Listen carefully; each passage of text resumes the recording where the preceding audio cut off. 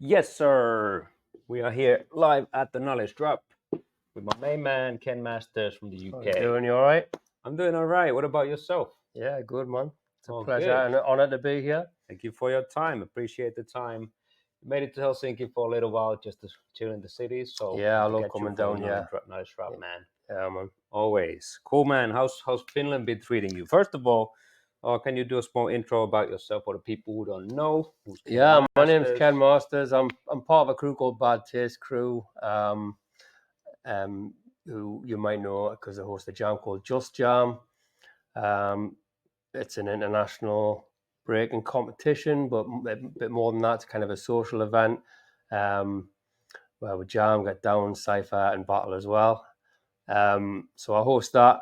I'm a member of Bad Taste Crew, and before that was a member of Newcastle City Crew as well. So kind of b-boy in my roots, but these days I'm an MC, avid record collector, DJ, host, and beat maker also. The whole thing. Just about, yeah, but Pretty not much. everything. I leave some for other people as well. That's good, man. That's good. And recently you've been relocated to Finland for a little while, which to my understanding is coming into an end. Yes, yeah. My wife is from northern Finland, a place called Kuusamo. Kuusamo. Yeah, there's a song about it. I'll not break out in the song, but it's a good song. It's a classic. So she moved over to England in 2010, I think it was, if I remember rightly. So I put her through that punishment, for a good while. So we decided to come to Finland and live for a little bit, and then we're going back again to the UK this year, and who knows what the future holds. Just we want to try and straddle the two countries, raising two children bilingual and stuff. Mm-hmm. How was your Finland excursion to the wilderness way up north? I did it right, man. I did it right. Well, it's like I kind of jumped in with both feet neck deep. That's kind of what in my Finnish experience, because I'd been coming to Finland for a long time, and I'd been to Helsinki a hell of a lot, and I love this city. It's amazing. And I had been north a few times as well, but we arrived in the winter, minus 30 degrees. Northern Finland, they're a different breed up there, so yeah, it's been good. Bit of reindeer farming, tractor driving, all those hip hop sort of things. All of that, man. The beautiful nature of the north is different. It's way different than Helsinki up there. Yeah, so. Yeah, man. Good, man. You go back strong with a lot of Sisu. Yeah, absolutely, man. Sisu, that's the word. Yeah. Cool. And the nature, I think, I don't know your experience, but very different from Newcastle, of course. Maybe you go back more like, how would you say, vitalized and stuff because of the nature, because of the fresh food, the fresh air, fresh water, all of that. Yeah, we have fresh fish every day from the lake, and it's straight. I don't really trust fish from a supermarket, so it's nice to be able to get fresh fish. And yeah, definitely. I mean, where I live in the UK, we live right next to a beach. So I'm not gonna lie, I'm a seaside boy, so I've missed the beach, but having a lake outside my door and so many trees, the nature, reindeers roaming around, and yeah, it's beautiful out here. That's the thing, man.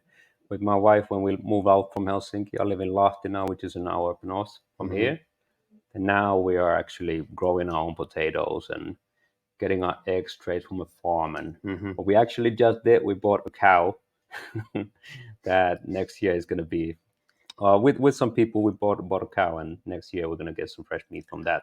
So when you were like, let's go back a few years, when you're in the middle of a battle, did you envisage, like in the middle of a set where you're thinking, in about 10 years time, I think I'm going to get a cow? And exactly. When you train hard, you're like, okay, my food has to be more fresh and has to be coming from close by, so we know what to eat. That's what it's led to, yeah. That's what it's led kind of healthy to. lifestyle, yeah. I don't know what's the next step, but it goes step by step. Now you live and you learn. I can't wait to see what the next step is. Yeah. Yes, sir. Just Jam. Had the honor to come there once in my life only.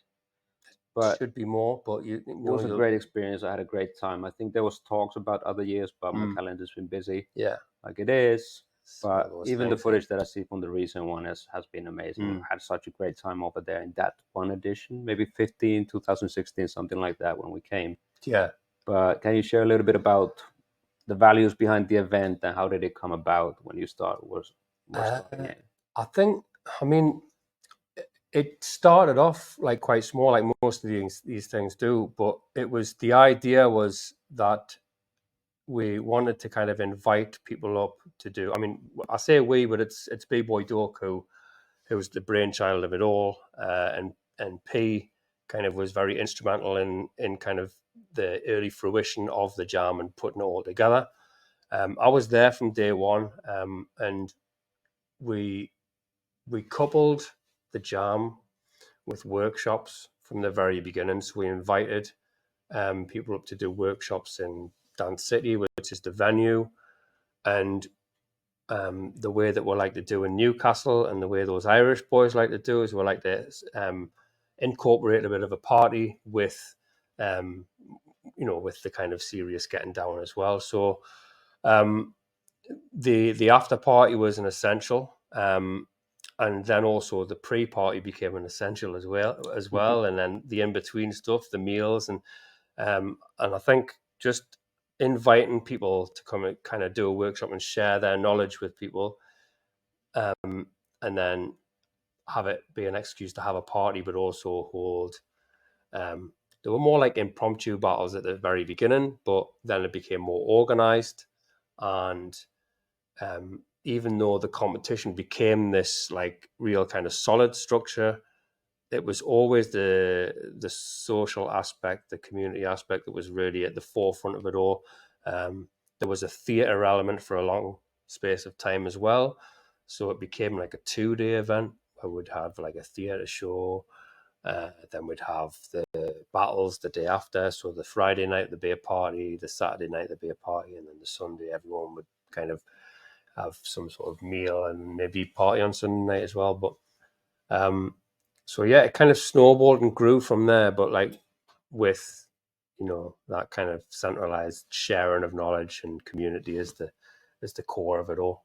That's what makes it memorable as well. You get the full experience and so many other things besides just the battle, just the competition. So Yeah. many more memories and emotions involved. You have fun in the after party. You wild out in the pre-party. Yeah. See some things in the theater stage and all of that. So big up, man. Interesting. Anything? Is it coming back again next year, or what's the plan? I mean, it got Arts Council funding last year, which was an amazing achievement. So Doak had been able to program a series of things through the Just Jam brand. I believe, I mean, you'd have to speak to him, but I believe that there's intentions to grow Just Jam. And yeah, I mean, the people want it, don't they? So that's, and I think there's people who haven't been that I've met over here who have heard about it that should definitely get the opportunity to come along, and would love to have you along again as well. Yeah.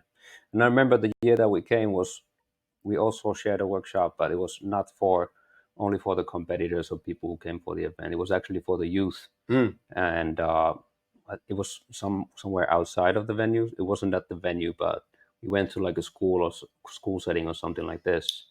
So we was exchanging with the new generation and trying to get more people involved. So I thought it was special. Was that like, it was the early days of B-Boy Dojo? Yes, Was it? yeah, yeah. So that was where the town that I'm telling you I'm from, Whitley Bay, the seaside town. That's where it was. Right, In yeah, the Flavor yeah. Bay, they had a workshop group called Flavor Bay, and some of those kids have gone on to continue breaking and do other things. Actually, one's looking quite successful in the acting world as well. Like looking like they're doing great things there. So it just goes to show you that like you can embody some sort of like self-empowerment through these kind of experiences, and don't necessarily have to kind of apply it to the thing that you're learning. You can apply it to things outside as well. Like so.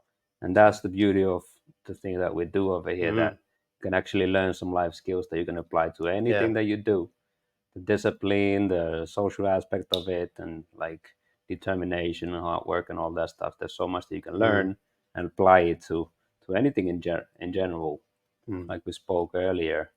And for you, the pedagogy, that aspect is very important as well, close to heart. Absolutely. I mean, I see it as the beginning of it all. Mm. And if we haven't got that, then I don't really think it is hip hop in its truest form. I don't want to kind of be a gatekeeper or kind of dictate what hip hop is and isn't. But to me, the sharing of knowledge is like the nucleus and the center of it all. The necessity to learn is how hip hop came about. Like judging by the stories that we're told about how hip hop came about, deprivation and lack of care from the government led to a necessity for a community to empower themselves to rise above and be creative and galvanize themselves as a community. And that in its essence, that's where hip hop pedagogy comes from. I think that like social pedagogy is a nut that like that the creative kind of educational world has tried to crack for a long time and put it into, maybe not so much in Finland, because I think Finland have a very kind of broad educational system anyway, but certainly in the UK, shoehorning social pedagogy into school is very hard. But when you bring hip hop in, you like hip hop cracked that nut a long time ago. So that's where we are. It's all about the knowledge, isn't it? Yeah. Can you explain slightly about your experience within this world? What kind of things have you been doing in the past? So, well, I mean, I guess I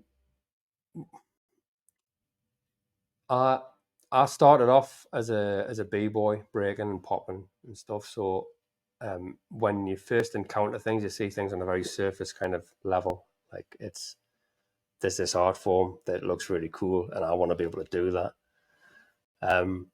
But then you kind of see the manner in which you kind of learn things is there's a bit of encouragement and there's a measure of competitiveness. There's a bit of like, it's hard to get. I'm going to shield this from you. You can't learn it yet. How are you going to find it out? There's a bit of mysticism. There's, so there's a measure of all these things that give you like a thirst to really kind of hunt that thing out and find out about it. So I kind of realized that there was more to this than just like music or dance, or there was a kind of real sense of being. And for me, I think, I mean, I could tell you a story about like 5 years ago, I was diagnosed with autism. And that revelation to me made me look back at like the 10-year-old me getting into hip hop and thinking, like, remembering how socially awkward I was as a 10-year-old, and then remembering the revelation of hip hop kind of giving me something that was a passion that made me prioritize my passion over my fears and just kind of like push me into this other space.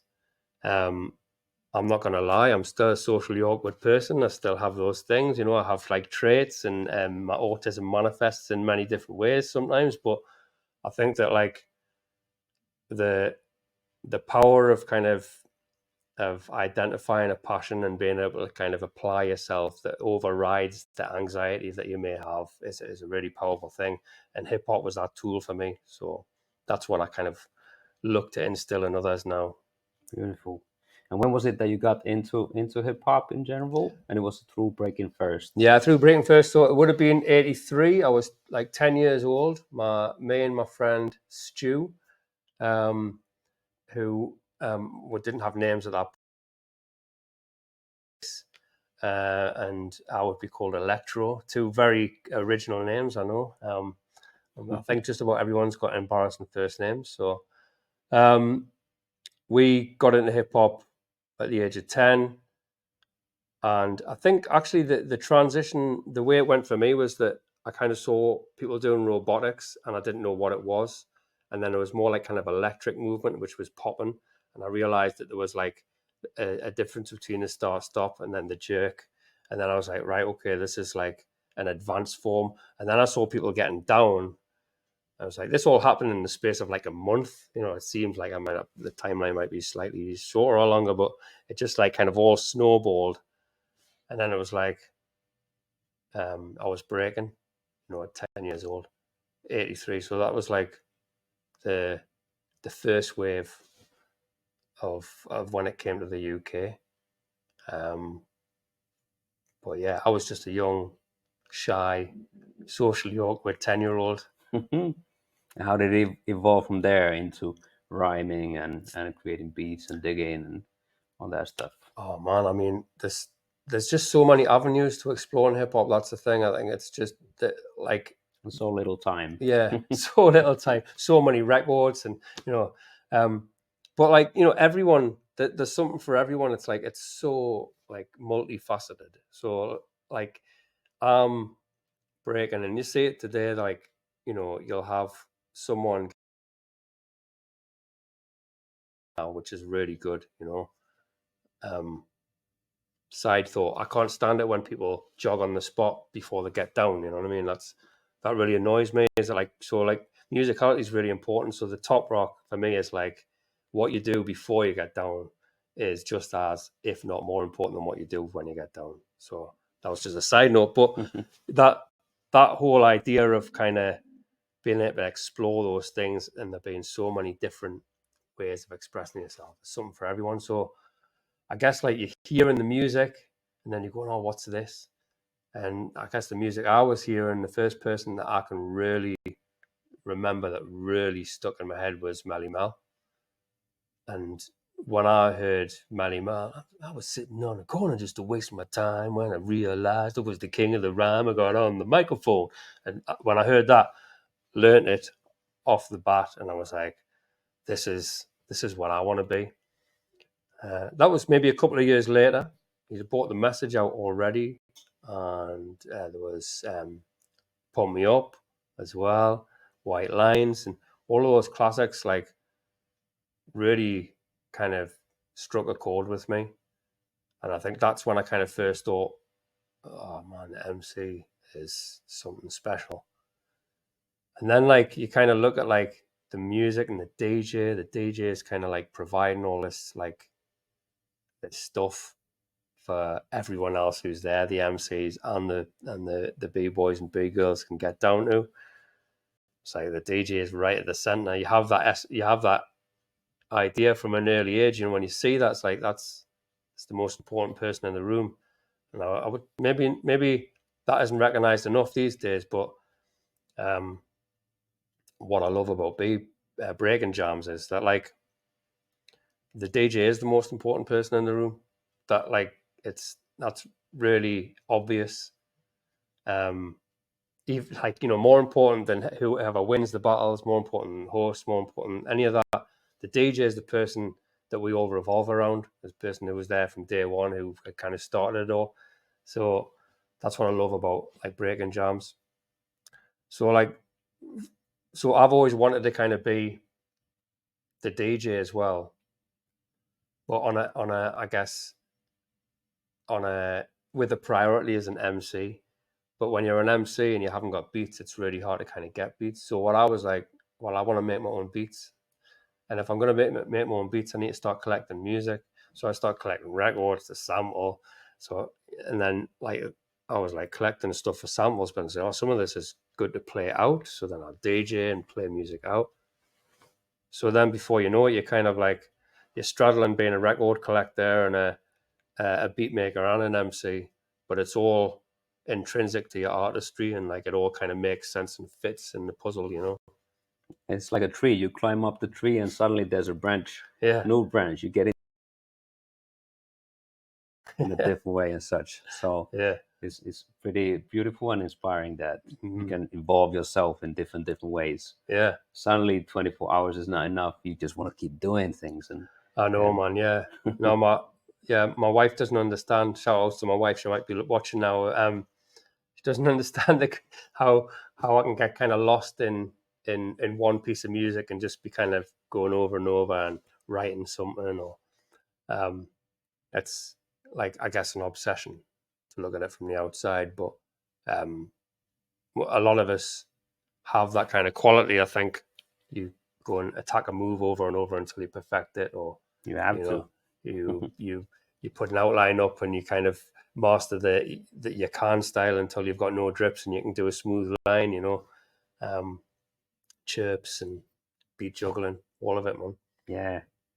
And for the future, you said you have some things coming up, a Finnish involved record as well. Yeah. Well, I mean, I've got a few things out, and I mean, you can check out my stuff on like Instagram page, on my link tree. There's my Bandcamp links and stuff on there, and my Mixcloud link, DJ mixtapes as well. So, but I have something in the pipeline. When I first got here, this is not because it's so cold yet. I caught pneumonia when I first got here, so I spent a bit of time in hospital in Oulu, and I used that time to kind of research Finnish music and also write some rhymes. Before I knew it, I had like the makings of an idea, a concept album. So I've got an album coming out that's going to be called "I've Started, So I'll Finish," which I can talk about the title actually. So the title is a phrase that Magnus Magnusson used to say on the game show Mastermind. So Mastermind is like a quiz show on TV. It was popular in the 80s, I'm going to say. And he always used to say when he asked a question and the buzzer went, he would say, "I've started, so I'll finish," and he would finish the question. But also the word finish, obviously, I've spelled it like Finland Finnish, but also the whole idea of Sisu is that, like, if you're going to start something, you're going to finish it. You know what I mean? So like, I think that whole idea kind of runs through Finnish culture as well. So I kind of thought that's a really good title for it. And also Mastermind, Ken Masters as well. There's a bit of a link there. So I would love to hear your definition of Sisu. well, our audience is international, so they might not know. yeah, I mean, I guess I've experienced it firsthand because of being in hospital, but I think that, like, and because I've went from somewhere that is very much out of the norm for me, very much out of my comfort zone. I guess I believe it's a type of grit and determination that looks at you're gonna continue no matter what. Like, failure isn't an issue, you know what I mean? And I think there's a lot of things around that you could kind of aren't necessarily directly linked to Sisu. Like, I love the idea that failure is necessary to succeed. You have to fail. And I've talked to my sister, who's a community artist, about this quite a lot, and she says that that failure is so important, and it's not really failing, is it? I think there's an element of that in Sisu where, like, even if you fail, you're not failing because you're going to keep going and you're going to continue regardless. So that's my definition. Hit him in the head with the Sisu. Cool, man. Great talk. I wish you all the best for the trip continuing to the UK. Hopefully, you come back to Finland a bunch of times. And pleasure being here. And shout outs to Flowmo crew every time. Cypher, B-Boy, B-Girl, Dojo, and all of this. Like, I love what you're doing. With utmost respect for everything you've been doing, and can see that, like, knowledge is intrinsic as well and central to what you do. So that's what's up, man. Thank you. Kiitos. Nice. Kiitos. Ole hyvä. Anybody tuning in, head out to bboydojo.com for more. Get my free footwork workshop over there, and hit up at Ken Masters Newcastle in Instagram. Check out the beats and mixtapes. And you can also hit up Craftmatic Beats as well. Craftmatic Beats also. That's what's up, y'all. Peace. On to the next one.